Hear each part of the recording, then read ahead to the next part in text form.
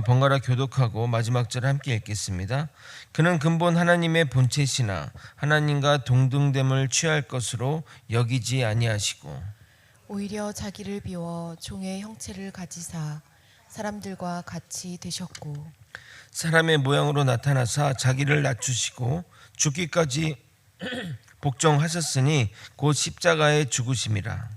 이러므로 하나님이 그를 지극히 높여 모든 이름 위에 뛰어난 이름을 주사 하늘에 있는 자들과 땅에 있는 자들과 땅 아래에 있는 자들로 모든 무릎을 예수의 이름에 꿇게 하시고 모든 입으로 예수 그리스도를 주라 시인하여 하나님 아버지께 영광을 돌리게 하셨느니라.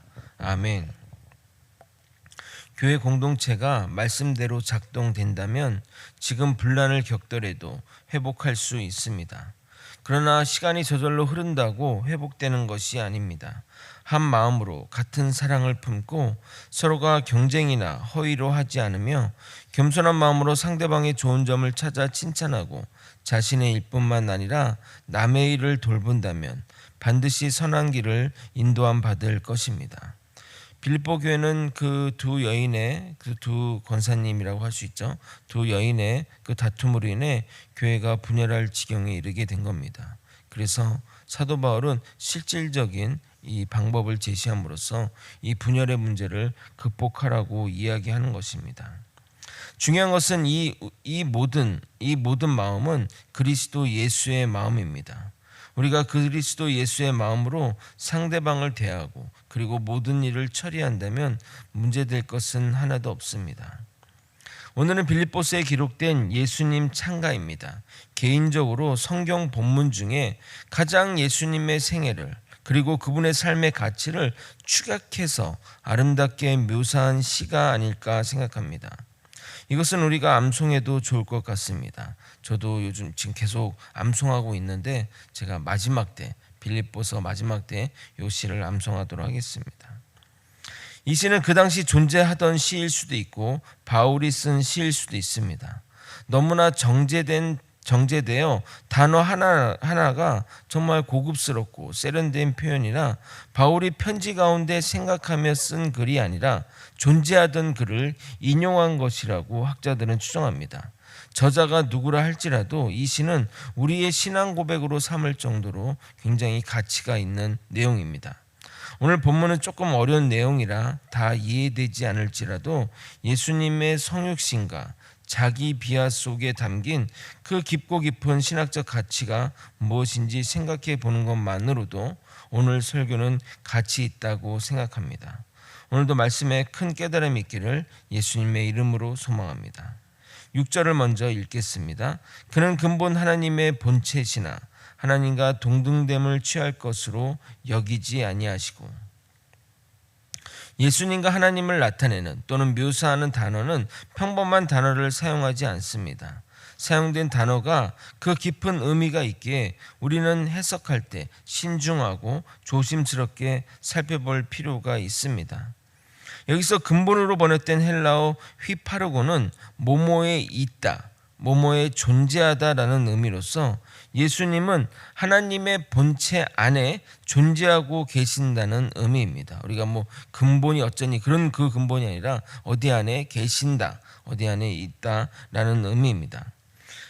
그런데 휘파르코는 현재 분사형을 사용함으로써 지금까지 존재하셨고 지금도 존재하며 앞으로도 영원히 존재할 것을 나타내고 있습니다. 그럼 본체는 무슨 의미일까요? 본체의 헬라어 모르페는 형상, 모습, 형태 등을 나타내는데 하나님께 이 단어가 쓰이면 하나님의 그 가장 깊은 본질적인 성격과 성질을 의미합니다. 즉 그리스도는 하나님의 그 모든 신성을 지니고 있다는 말입니다. 그러므로 이 표현 자체가 삼위일체 하나님을 나타내는 표현입니다. 그리스도가 하나님 본체 안에 존재한다는 말은 그리스도가 영원부터 영원까지 하나님의 본질이시며 하나님의 본래 하나님이라는 사실을 의미합니다. 그런데 그런 예수님이 하나님과 동등됨을 소유하고 계심에도 그의 지위를 계속 고수할 생각을 하지 않으셨습니다. 그래서 스스로 자기를 비워 인간이 되셨던 겁니다. 인간을 죄와 사망에서 구원하시기 위해서 말입니다. 7절을 읽겠습니다. 오히려 자기를 비워 종의 형체를 가지사 사람들과 같이 되셨고. 여러분 정말 황당하게 생각할지 모르겠지만 이 한 절을 가지고 논문을 쓴 사람이 있을 정도로 정말 깊은 내용이 담겨 있습니다. 이 구절은 예수님의 자기비하, 그것을 케노시스라고 말하는데 그 근거되는 성경 구절입니다. 그러니까 신학적인 이 구절 때문에 어떤 신학이 하나가 형성이 됐을 정도로 그렇게 중요하다는 겁니다. 자기를 비운다는 표현은 그리스도가 하나님으로서 지니는 신성과 본질을 비웠다는, 그러니까 덜어냈다는 의미가 아니라 당신의 존재 방식을 변화시켰다는 의미입니다. 그래서 성육신 하심으로써 전지전능하시고 또 편지하신 세상 어느 곳에나 계시는 그 편지하심의 같은 요소를 제한하셨으나 그리스도가 하나님의 지니는 신성과 본질을 버렸다는 의미는 아닙니다. 그리스도께서 지니고 있던 영광스러운 지위를 뒤로 한 채 종의 형체를 입으셨다는 말입니다. 이 하나만으로 신학자들이 피튀기는 논쟁을 벌일 정도로 중요한 주제였습니다.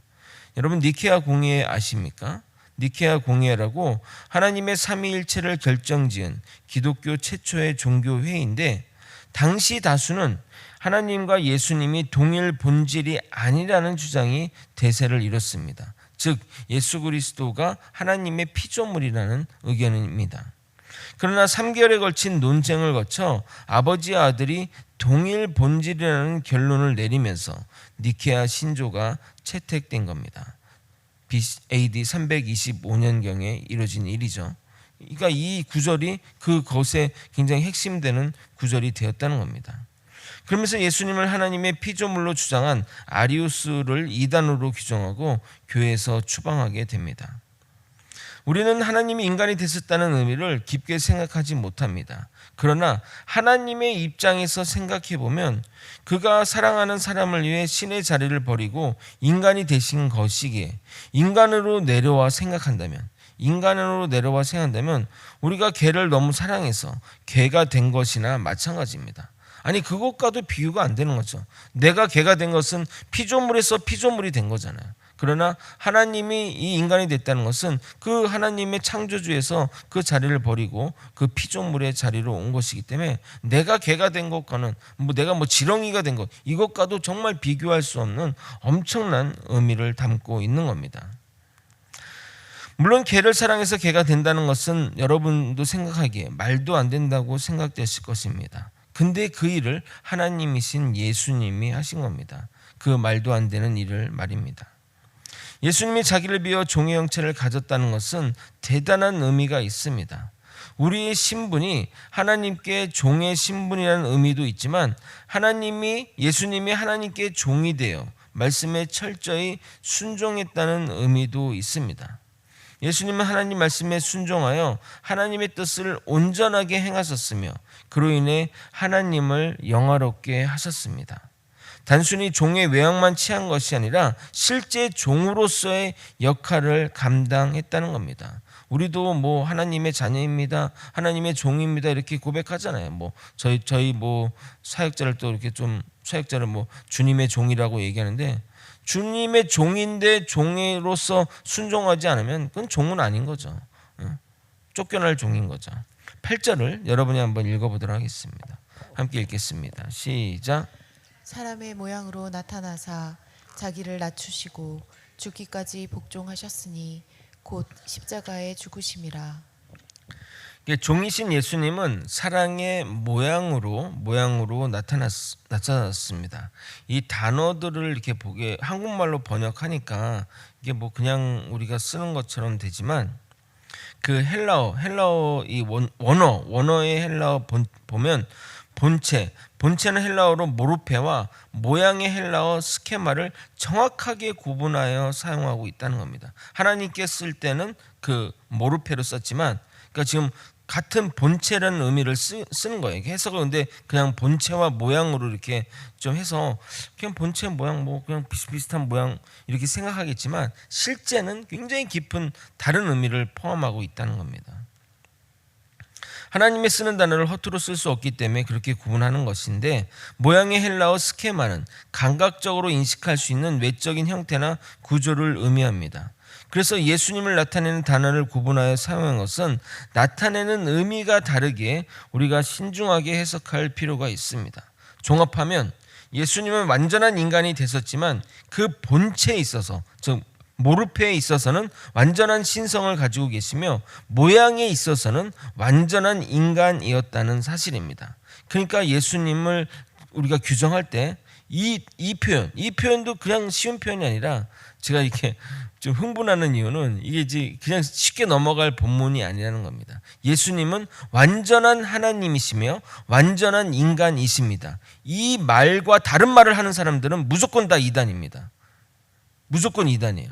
여러분, 그렇게 말하는 이단들이 많습니다. 완전한 하나님과 완전한 인간이 있었다는 이 두 본성이 한 본체 안에 있다는 이 말이 예수님을 규정하는 말입니다. 예수님은 신적 모르페를 지니고 있다는 것은 하나님의 본질적 속성과 성품이 완전하다는 의미이고, 인간의 모양인 스케마를 나타났었다는 것은 전지전능 편재 등과 같은 신적 권위는 스스로 제한하며 인간이 느끼는 배고픔, 피곤함을 느끼는 존재 양식의 완전한 인간이라는 겁니다. 왜 이렇게 강조하냐면, 그 이단들 중에는 하나님이 그냥 인간인 척, 아프지 않지만 뭐 인간인 척 그렇게 뭐 덮어 씌웠다, 뭐 이런 것들을 주장하는 이단들이 있기 때문입니다. 그러나 우리 인간과 다른, 그러니까 그 예수 그리스도를 이제 많은 이단들이 자기를 자칭 예수라고 하는 거잖아요. 그게 뭐냐면 그 성령이 자기한테 쏟아짐으로써 자기가 예수가 됐다는 거 얘기를 하는 겁니다. 그러니까 자기가 인간인데 신성을 덮어 씌웠다고 얘기를 하는데, 그거는 절대 구원자가 될 수 없다는 겁니다. 하나님이시고 예수님이셔야만 그것이 가능한데, 그것들이 변주가 되어 그렇게 이야기되는 겁니다. 그 교리를 잘 안다면 절대 우리가 이단에 빠질 이유가 없습니다. 그러니까 예수님은 온전한 하나님이시자 온전한 인간이시라는 겁니다. 느끼고 배고프시고 뭐 했던 모든 내용들이 실제 일이라는 겁니다. 가짜로 그냥 체험이나 이렇게 뭐 얘기한다는 것이 아닌 겁니다. 그러나 우리 인간과 가장 중요한 것, 다른 점이 딱 하나 있습니다. 다른 점이 뭐냐면 바로 전혀 죄를 짓지 않은 인간이시라는 겁니다. 히브리서 4장 15절을 읽겠습니다. 우리에게 있는 대제사장은 우리의 연약함을 동정하지 못하실 리가 아니요 모든 일에 우리와 똑같이 시험을 받으신 이로되, 그러니까 똑같은 인간이시되 죄는 없으시니라. 죄와 상관없으신 분이라는 겁니다. 그 예수님이 죽기까지 순종하셨단 말은 순종으로 끝을 보였다는 말입니다. 인간이라면 더 이상 순종할 수 없는 영역까지 나아갔던 겁니다. 그리스도는 이 땅에 죽기 위해 오셨습니다. 하나님의 뜻을 쫓아 자기 몸을 십자가의 희생 제물로 내어줌으로 인류의 죄를 대속하신 겁니다. 철저하게 순종의 삶을 사신 그리스도를 이제 하나님이 주체가 되어 하나님이 예수 그리스도를 높이십니다. 6절부터 8절까지는 예수 그리스도의 자기 비하를 묘사하는 말이라고 한다면, 9절부터 10절은 하나님을 그를 높이시는 승기라고 묘사되는데 승기를 이야기하고 있습니다. 먼저 9절을 읽도록 하겠습니다. 함께 읽겠습니다. 시작. 이러므로 하나님이 그를 지극히 높여 모든 이름 위에 뛰어난 이름을 주사. 우리가 하나님 말씀에 순종하는 것은 반드시 대가가 따릅니다. 대가가 있다는 것입니다. 물론 예수님은 그 대가를 바르고 순종하신 것은 아니지만 하나님은 그를 그대로 내버려 두지 않으십니다. 예수님은 우리의 삶의 예표 되신 삶을 사시는 분이십니다. 그러니까 우리가 앞으로 예수의 삶을 따라가면서 예수님이 걸어가신 길, 죽고 나서 부활하시고 승천하는 길을 우리가 따라갈 것인데, 우리도 주님께 순종한 삶을 산다면 반드시 죽음 이후에 주님이 높여주시는 은혜가 반드시 있을 것입니다. 지극히 높여라고 번역된 휘페립소세는, 헬라어 히페립소세는 성경 본문 중에 여기서만 사용된 단어로서 더 이상 높일 곳이 없을 정도로 최상으로 높인다는 의미가 있습니다. 그러니까 여기만 쓸 정도면 그렇게 귀한 단어가 사용되었다는 겁니다. 하나님은 그를 지극히 높이심으로 존귀와 위엄을 주셨고 하늘 보좌 우편에 앉게 하셨으며 모든 정사와 권세와 능력과 주권자와 이 세상뿐만 아니라 오고 오는 세상의 모든 이름 위에 뛰어나게 하셨습니다. 성경에서는 이름이 중요한 의미가 있습니다. 이름은 한 개인을 호칭이나 또 남과 구별하는 표시로 사용된 것이 아니라 성경에서 쓰이는 이름들은 개인의 내적 본질을 드러내는 지표이자 성격이자 신분을 나타내는 지표입니다.